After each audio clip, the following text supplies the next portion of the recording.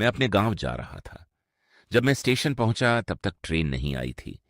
मेरी ट्रेन का सही समय रात के 11:45 था, लेकिन वह 2 घंटे लेट थी। अब मेरी ट्रेन रात के 1:45 पर आने वाली थी। मैं स्टेशन पर टहलते हुए अपनी ट्रेन का इंतजार कर रहा था। थक कर मैं स्टेशन के एक बेंच पर बैठ गया और फोन चलाने लगा। इस समय रात के 12 बज रहे थे और पूरे स्टेशन पर मुश्किल से 5 से 6 लोग ही थे। मैं पहले कभी इस स्टेशन पर नहीं आया था, लेकिन आज ट्रेन लेट होने की वजह से पहली बार यहां आना हुआ था। मैं फोन चला ही रहा था कि तभी लाउडस्पीकर से आवाज आई, यात्री कृपया ध्यान दें, दिल्ली से राजघाट जाने वाली ट्रेन नंबर 333101 और दूसरी ट्रेन नंबर 509963। ये सुनकर मैंने जब अपने फोन में देखा तो वहां केवल एक ही ट्रेन दिखा रही थी। मुझे लगा कि शायद नेटवर्क की खराबी, नेटवर्क एरर की वजह से ऐसा हो रहा है। पर मैं खुश था क्योंकि यह ट्रेन मेरी वाली ट्रेन से पहले आ रही थी। तभी मैंने देखा कि वे 5 से 6 लोग अंधेरे में डूबे रास्ते की तरफ कहीं जा रहे थे। यही नहीं, स्टेशन का सारा स्टाफ भी अचानक नीचे जाने लगा, मानो सब के सब किसी बात से बहुत डरे हुए हों। तभी अचानक फिर से एक अनाउंसमेंट हुई, ट्रेन मौत का सफर प्लेटफॉर्म नंबर 4 पर आ रही है। जैसे ही ट्रेन आई, मैं बिना कुछ सोचे समझे उसमें चढ़ गया। ट्रेन में बैठते ही मैंने राहत की सांस ली। अब रात के 12:34 हो चुके थे। मैंने अपना सीट नंबर ढूंढा और अपनी सीट पर बैठ गया। मैंने गौर किया कि पूरी ट्रेन में कोई नहीं था, मानो वह ट्रेन सिर्फ मेरे लिए ही आई हो। खिड़की से बाहर देखने पर अंधेरे में डूबे पेड़ बेहद डरावने लग रहे थे। धीरे धीरे मुझे उस ट्रेन में अजीब सा डर लगने लगा।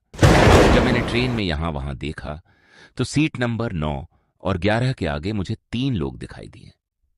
मैंने सोचा कि अकेले बैठने से अच्छा है कि उनके पास जाकर बैठ जाऊं। बातें करते करते रात कट जाएगी। ट्रेन के भीतर बहुत धूल और काई जमी हुई थी। मैं उनके पास गया और एक लड़के से पूछा, भाई कहां जा रहे हो? उसने मेरी बात को अनसुना कर दिया।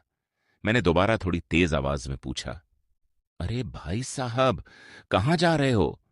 लेकिन उसने मुझे फिर से नजरअंदाज कर दिया। मुझे गुस्सा आ गया और मैं वापस अपनी सीट पर आकर सोने की कोशिश करने लगा। वे लोग आपस में कुछ बातें कर रहे थे। उन्हें देखकर ऐसा लग रहा था जैसे वे किसी पार्टी या बर्थडे में जा रहे हों, क्योंकि उनके पास गिफ्ट्स, उपहार थे। ये सब सोचते सोचे मुझे कब नींद आ गई, पता ही नहीं चला।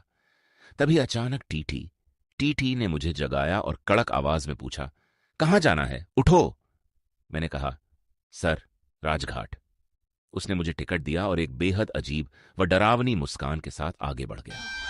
मैं अभी इस बारे में सोच ही रहा था कि तभी ट्रेन के स्पीकर पर एक इमरजेंसी बेल बजी।